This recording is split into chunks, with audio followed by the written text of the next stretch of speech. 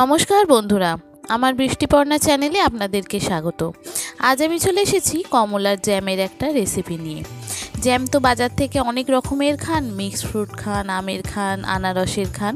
তো এইভাবে বাড়িতেই কিন্তু মাত্র দুটি উপকরণ দিয়ে এই রকম জ্যাম বাড়িতে বানিয়ে নিতে পারে। এই দেখুন, আমি এই রকম কমলার জ্যাম বানিয়েছি, কমলা লেবুর জ্যাম। তো এটা কত সুন্দর হয়েছে। এবার এটাকে আপনি ব্রেডে দিয়ে দিন বা যাতে খুশি যেরমভাবে ইচ্ছা আপনি খেতে পারেন। দেখুন কত সুন্দর হয়েছে।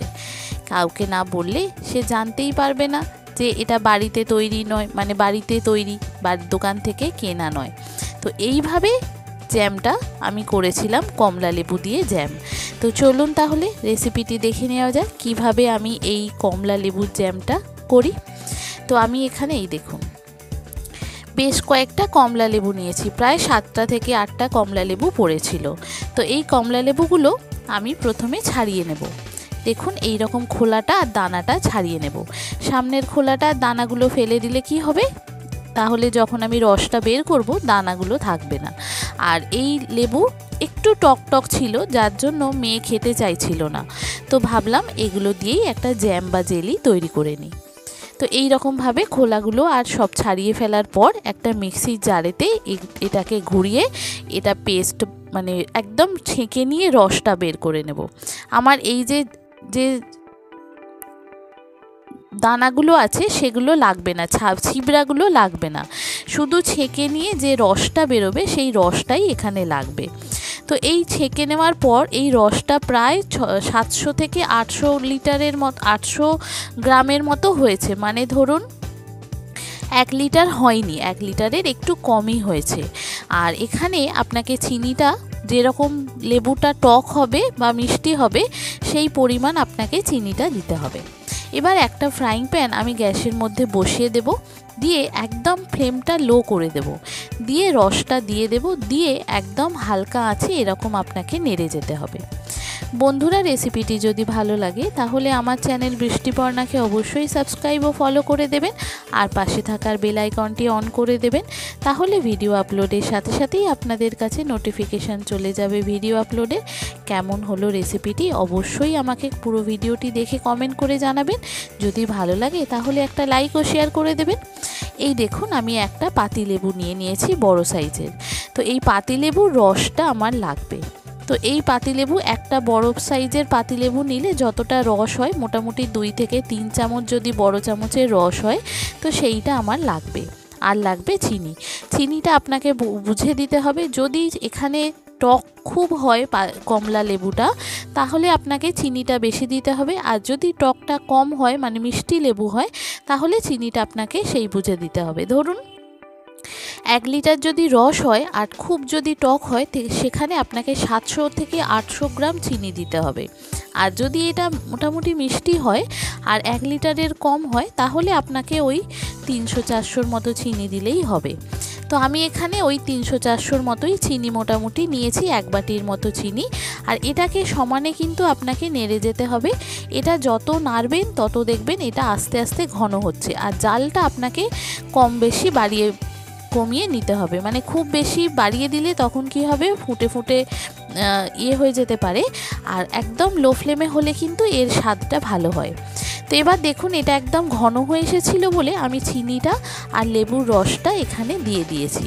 এবার চিনিটা দিতে দিতে কি হয়, একটু পাতলা হয়ে গেছে। এটাকে আপনাকে আবারও জাল দিয়ে এরকম নেড়ে এটাকে একদম ঘন করে ফেলতে হবে।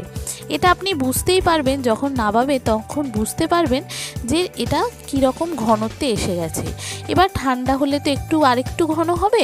তো সেই পর্যায়ে আমাকে এখানে নিয়ে যেতে হবে।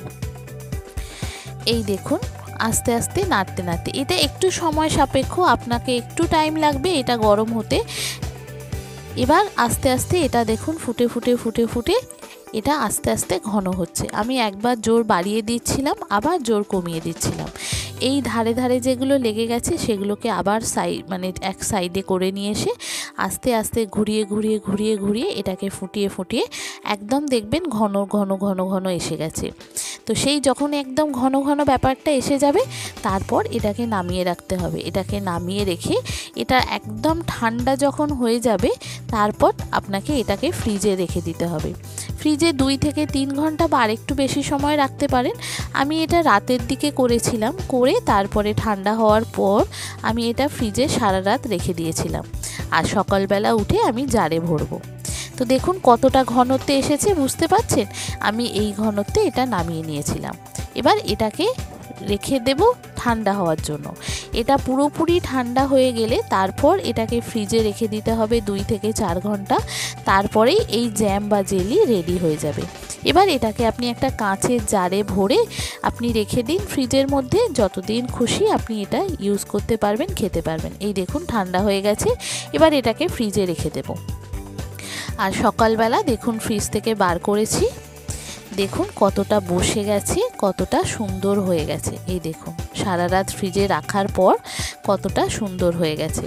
এবার এটাকে আমি একটা কাঁচের জারে রেখে দেব, দিয়ে যখন আপনার ইচ্ছা হবে, ছোট বাচ্চা বড় সকলকে, মানে বড় থেকে ছোট সবাই এটা খেতে পারবে, এত সুন্দর খেতে হয়। মাত্র 2টি উপকরণ, একটু চিনি দিয়েছি আর দিয়েছি একটু লেবুর রস, আর কিচ্ছু এখানে ব্যবহার করিনি, কোনো জেলোটিন ফেলোটিন কিচ্ছু না। এই একদম হোমমেড জ্যাম জেলি এরকমভাবে বাড়িতেই অনায়াসে বানিয়ে ফেলতে পারেন। যে সমস্ত নতুন বন্ধুরা আমার ভিডিওটি দেখছেন অথচ আমার চ্যানেল বৃষ্টিপর্ণাকে সাবস্ক্রাইব ও ফলো করেননি, তাদেরকে অনুরোধ করব আমার চ্যানেল বৃষ্টিপর্ণাকে সাবস্ক্রাইব ও ফলো করে দেওয়ার জন্য। তাহলে ভিডিও আপলোডের সাথে সাথেই আপনাদের কাছে নোটিফিকেশান চলে যাবে ভিডিও আপলোডে। কেমন হলো রেসিপিটি অবশ্যই আমাকে পুরো ভিডিওটি দেখে কমেন্ট করে জানাবেন। যদি ভালো লাগে তাহলে একটা লাইক ও শেয়ার করে দেবেন। আর নতুন যারা দেখছেন অবশ্যই আমার চ্যানেলটিকে সাবস্ক্রাইব ও ফলো করে আমার পাশে থাকবেন। দেখেছেন কত সুন্দর হয়ে গেছে। এবার এটাকে আমি ভরে ফ্রিজে রেখে দেব। যখন আমার মেয়ের খেতে ইচ্ছা করবে তখন ওই ব্রেডে বা রুটিতে বা যাতে খুশি আপনি শুধু মুখেও খেতে পারেন, এত সুন্দর খেতে হয়। আর এই হোমমেড জ্যাম বা জেলি যেগুলো বানাবেন এত সুন্দর খেতে হয়, তো ভাবলাম এই জ্যামটা এই রকমভাবে বানিয়ে নিয়েছিলাম। বানিয়ে এবার এটাকে ফ্রিজে স্টোর করে রেখে দিয়েছিলাম। যখন ইচ্ছা হয়েছে এটাকে বের করে খেয়ে নিলেই রেডি। এত সুন্দর হয়, একবার বাড়িতে ট্রাই করে দেখবেন বন্ধুরা, ভালো লাগবে। সবাই ভালো থাকবেন, সুস্থ থাকবেন, সাবধানে থাকবেন। দেখা হবে নেক্সট ভিডিওতে। আজকের মতো এখানেই টাটা। থ্যাংক ইউ বন্ধুরা।